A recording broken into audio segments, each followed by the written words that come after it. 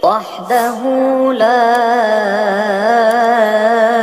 شريك له. Gus Dur kan tidak melihat. Dari mana dia bisa berkeyakinan? Kok orang nggak ngelihat berkeyakinan? Gus Dur itu buta mata juga buta hati. Ya, Gus Dur ngelihat dari mana?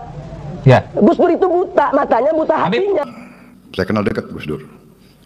Gus Dur pemimpin Muslim, Ketua Umum Nahdlatul Ulama,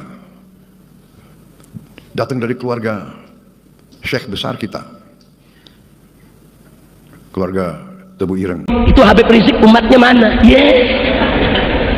Dia pikir dia doang kali yang punya umat. Sekarang saya tanya, andai kata saya bawa umat 1 juta, 2 juta, 5 juta ke depan Gus Dur, emang dia tahu? Saya bawa tuh umat, Gus, nih umat saya 5 juta, mana? Tapi yang hak harus dikatakan hak, yang batil harus dikatakan batil. Kami Allah, andai kata Gus Dur di jalan Allah, istiqomah, lurus, saya sumpah, cium tangan Gus Dur, saya siap sudah.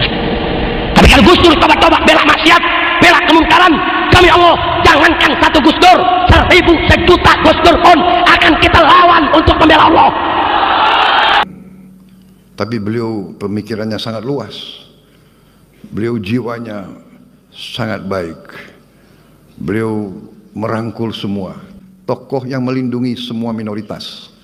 Beliau pemimpin Muslim yang sangat dicintai oleh minoritas-minoritas lain. Waktu ada ancaman terorisme, ada gereja-gereja yang mau dibom, beliau memerintahkan anak buah beliau dari Ansor, dari Banser untuk menjaga Gus Dur. Ini contoh yang luar biasa. Akhirnya sekarang diusulkan menjadi pahlawan nasional bangsa Indonesia. Saya kenal dekat Gus Dur. Gus Dur pemimpin Muslim, Ketua Umum Nahdlatul Ulama, datang dari keluarga Syekh besar kita, keluarga Tebu Ireng. Tapi beliau pemikirannya sangat luas, beliau jiwanya sangat baik, beliau merangkul semua.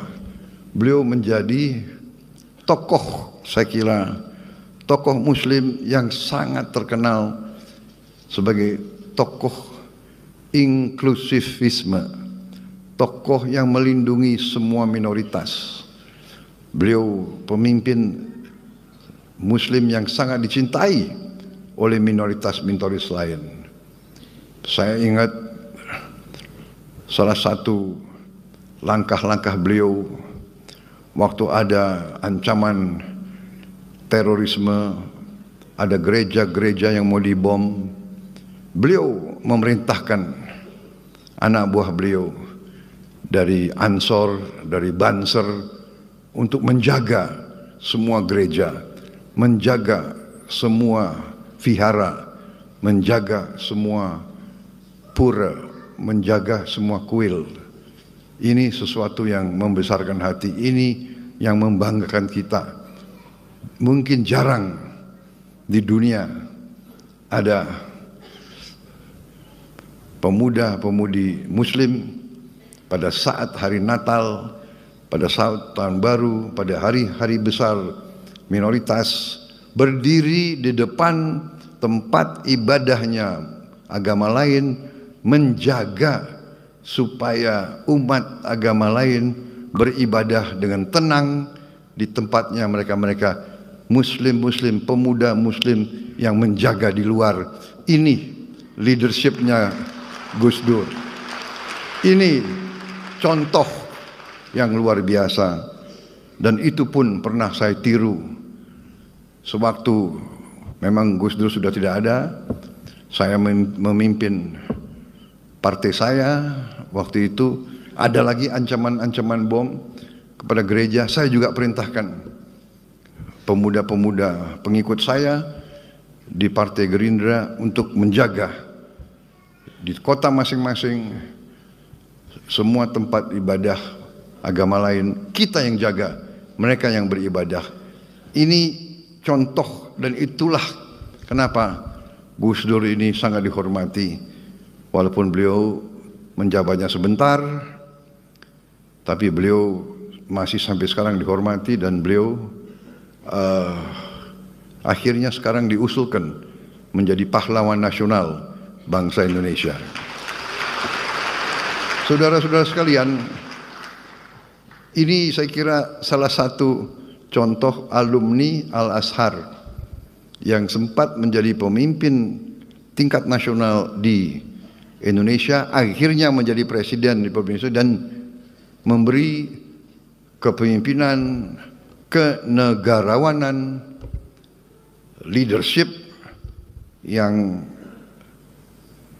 patut dicontoh dan akhirnya juga dihormati oleh bangsa-bangsa lain.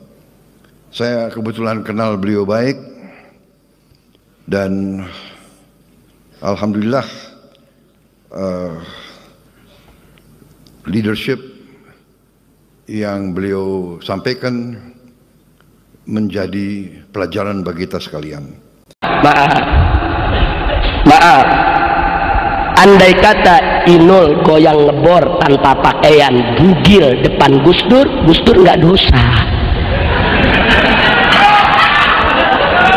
Lo betul kok. Dosa gak? Gus Durnya dosa gak? Tapi saya tanya, kalau Inul goyang ngebor bugil tanpa busana depan ente, dosa gak? Dosa gak? Kenapa dosa? Lu tahu. Ya jadi hukumnya beda, buat Gus Dur sama buat kita beda. Betul. Oke, minta bantuan Gus Dur, Gus Dur pakai ngebelain lagi, iya. Udah gitu pakai ngomong di TV, itu Habib Rizik umatnya mana? Iya. Dia pikir dia doang kali yang punya umat. Sekarang saya tanya, andai kata saya bawa umat 1 juta, 2 juta, 5 juta ke depan Gus Dur, emang dia tahu? Saya bawa tuh umat, Gus, nih umat saya 5 juta, mana? Betul? Nggak bisa, saudara. Saya bicara begini, kita tidak mau melawan Gus Dur, bukan kurang ajar dengan Gus Dur menjelekkan dia, tidak. Tapi yang hak harus dikatakan hak, yang batil harus dikatakan batil. Demi Allah, andai kata Gus Dur di jalan Allah istiqomah, lurus, saya sumpah cium tangan Gus Dur, saya siap, saudara. Tapi kalau Gus Dur tobat-tobat, bela maksiat, bela kemungkaran, demi Allah, jangankan 1 Gus Dur, 1000, 1 juta Gus Dur pun akan kita lawan untuk membela Allah.